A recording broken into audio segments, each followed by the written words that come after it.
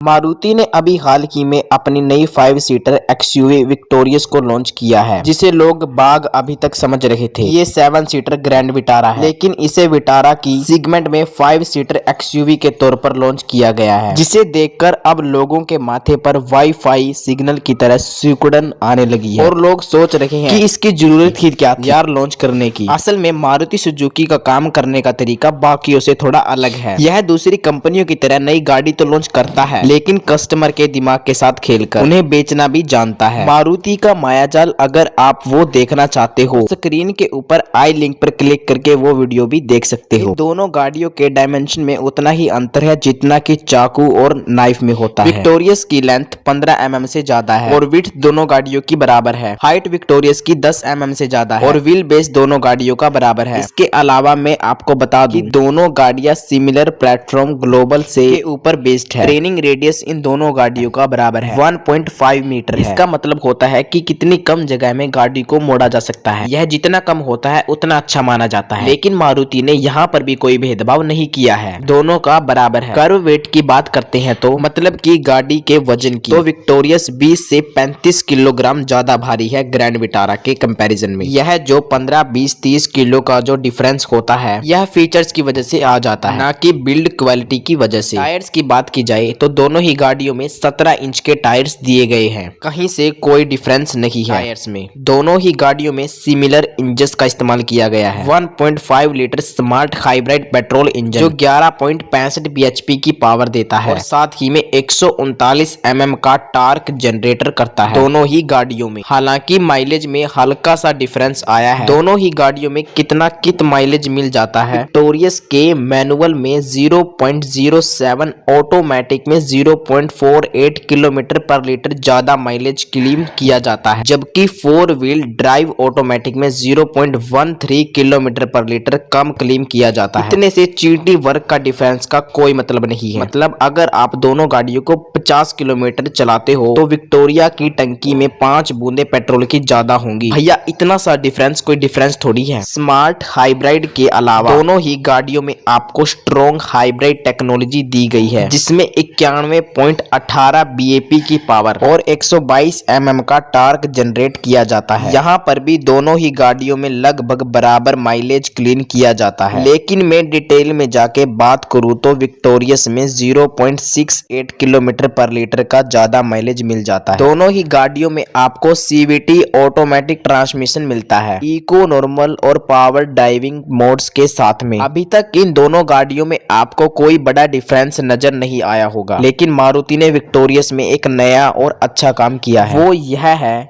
कि आपको CNG के साथ मिलती है। यह कोई नई बात नहीं है CNG के साथ मिलना, लेकिन जिस तरह CNG टैंक को एडजस्ट किया है वो नई बात है। आपको बूट स्पेस कंप्रोमाइज नहीं करनी पड़ती और बूट स्पेस के नीचे CNG टैंक का रखा गया है। CNG वाला फ्यूल ऑप्शन अगर आप लेते हैं तो पेट्रोल मोड में यह इंजन 99.22 bhp की पावर और 137.1 mm का टार्क जनरेट करता है, जबकि CNG मोड में 86.59 bhp की पावर और 1.21.5 और 121.5 Nm का टार्क जनरेट करता है। 27.02 किलोमीटर पर लीटर का माइलेज मिलता है। इसमें CNG के साथ आगे बढ़ते हैं और सेफ्टी फीचर्स के बारे में बात करते हैं। दोनों ही गाड़ियों में बराबर स्टैंडर्ड सेफ्टी फीचर्स दिए गए हैं। बस एक फीचर का अंतर है, वो है ट्रांजिशन कंट्रोल सिस्टम का, जो आपको विक्टोरियस में मिल जाता है लेकिन ग्रैंड विटारा में नहीं दिखाई देगा। इसके अलावा मैं अगर मैक्सिमम सेफ्टी फीचर्स की बात करता हूं